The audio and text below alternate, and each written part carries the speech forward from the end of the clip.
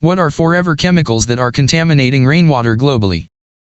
According to the U.S. Center for Disease Control and Prevention, CDC, PFAs are man-made chemicals used to make non-stick cookware, water-repellent clothing, stain-resistant fabrics, cosmetics, firefighting forms and many other products that resist grease, water and oil. According to the U.S. Center for Disease Control and Prevention, CDC, PFAs are man-made chemicals used to make non-stick cookware, water-repellent clothing, stain-resistant fabrics, cosmetics, firefighting forms and many other products that resist grease, water, and oil.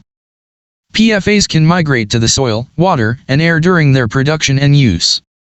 Since most PFAs do not break down, they remain in the environment for long periods of time.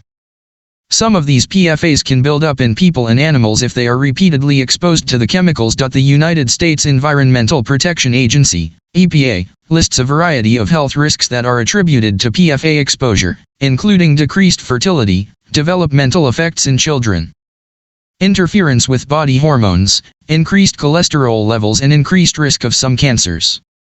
Recent research has also revealed that long-term low-level exposure to certain PFAs can make it difficult for humans to build antibodies after being vaccinated against various diseases. While the recently published research article did not include studies of samples collected in India, the nature of PFAs and the wide geographical breadth of samples and the nature of PFAs means that the results can be extrapolated to India, according to lead author Ian Cousins, who spoke to IndianExpress.com over an email interaction regarding the same. How can these chemicals be removed from rainwater?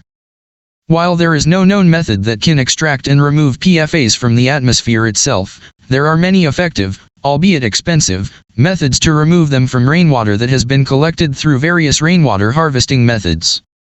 One way to do this would be to use a filtration system with activated carbon. The activated carbon will need to be removed and replaced regularly.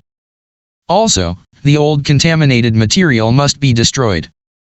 Recently, Science reported a cheaper method that EPA researchers led by William Dichtel and Brittany Trang stumbled upon by chance. The researchers first placed a PFA compound in a solvent called DMSO, dimethyl sulfoxide. They then mixed it with sodium hydroxide, Li, in water. They found that when this mixture was heated up to boiling temperature, the PFA compound began to degrade.